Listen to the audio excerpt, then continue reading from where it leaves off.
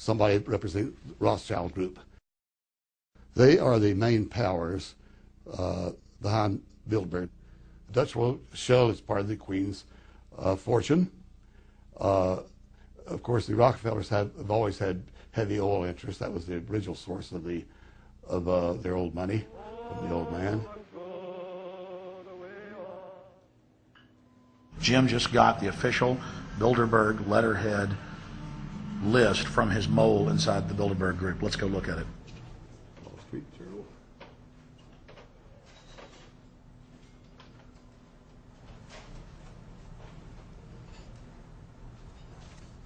So Jim, you got the list. Yeah. Did we identify Wolfowitz as being here because he's not on the list? No, we positively identified Wolfenson. Yeah, he's on the list. Yeah, there's Wolfenson right there, James Yep. Wolfenson. But aren't there always people who aren't listed? Yep. Over the years, we've identified like sometimes one, sometimes three people who are not on their own list who have attended. Now, I think what is very difficult for most people to understand is how such a small group of 125 men and a few women control a population base of 6 billion people. Actually, it's much easier than you think. These people work on what I call systemic methodology, meaning that you take a pie, just imagine you take an apple pie and you slice this apple pie into lots of very small pieces, and you put in front of each one of these pieces your men or women of trust. And by controlling this individual, you control an entire organization. For example, if you take Paul Wolfowitz, who runs the World Bank, through him you can control the entire organization. You don't need to control what the dishwasher or the toilet cleaner thinks or does or believes in. You just need to control what he does and what he believes in. And what he does will permeate the entire organization. And that's how you control, with very, very small power base, an entire global population of 6 billion people. Bilderberg is making great progress toward a world government. They have created a superstate in Europe called the European Union. They are intent on creating a Western Hemisphere Union called the American Union. NAFTA is to be expanded into every country in this hemisphere. As NAFTA expands, it will take on the role of the American Union. And only an educated, informed public can stop them in their tracks. We went into downtown Ottawa and talked to locals to learn if they were aware of the elite meeting in their city.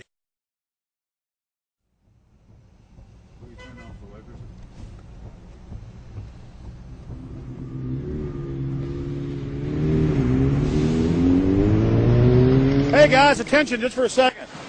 I just need to tell you that a group just met here in Canada and they're trying to get rid of your sovereignty, merging you with the U.S. and Mexico. See, it's not funny, I'm serious.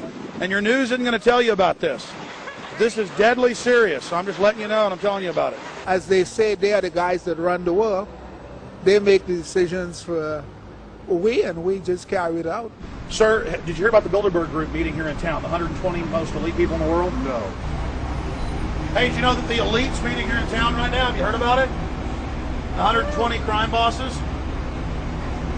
None of you have heard of it? None of you guys have heard of the Bilderberg group? They're meeting right now. In the city, around 10% of the people were aware of the New World Order agenda. When we traveled to Parliament, close to half of the people we randomly spoke to were informed.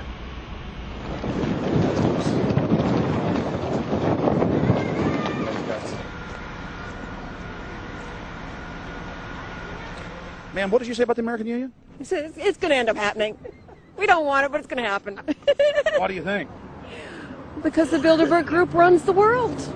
You have the Trilateral Commission that's also part of the Bilderberg, which is the United States, Europe, and Asia. But most of this is public knowledge. Nobody wants to believe that there are conspiracies, that world leaders are already elected before they're voted on. So here we know that Bernard Lord is part of the outer circle. I was surprised to read that Harper addressed the group in 2003 because my understanding was nobody gets into politics without becoming part of the Bilderberg group.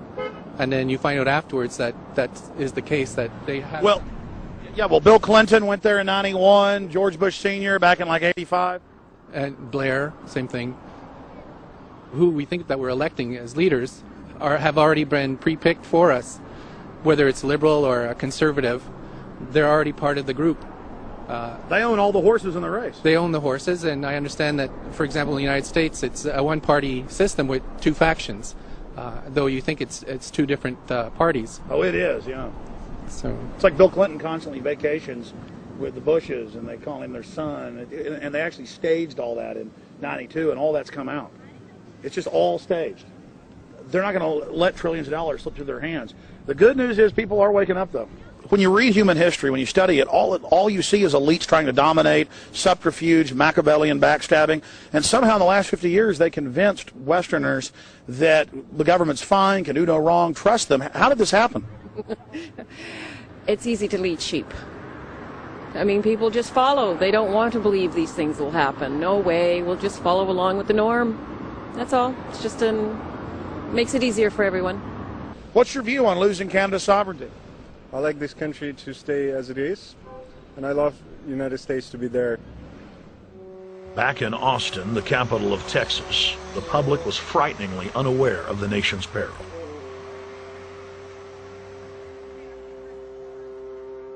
Have you heard about the North American Union? Not really, no. I don't watch TV. No, I haven't. Interesting. I was not aware of that. I don't know exactly what you mean, so... I don't think there's going to be a merger of the three nations. No, I have not. No. No, I didn't know this was happening, so... No. Yes, I have. Oh, you have heard about it? Yes. After that big rally the other day, don't know about it? I don't know about it. No, I have not. Have you heard of the European Union? I have, yes. Are you aware of the European Union? Oh, yeah, of course. Have you heard about the European Union? Heard about them. Do you know about the European Union? No. Europe, 15-member group expanding? A what? 15 nations of Europe merging in 2000. Whatever. For over 50 years, the Bilderberg Group constructed the European Union by stealth under the guise of trade deals. Now the elite are using the same secretive program to complete the North American Union. But this time, superstate integration is on the extreme fast track. International agreements like NAFTA, GATT, and APEC were just stepping stones in the formation of the NAU. The North American Union was officially born at Baylor University in Waco, Texas, on March 23, 2005. The leaders of the United States, Mexico, and Canada told the press that they were only meeting to discuss trade. It soon leaked that a secret meeting had been held during the Security and Prosperity Trilateral Summit. The three governments had refused to release the secret agreement to the people. In September of 2006, their treasonous operation was blown wide open.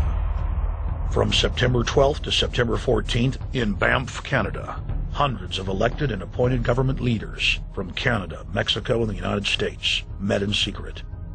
On the last day of the conference, someone inside the secret North American Union Forum leaked the agenda.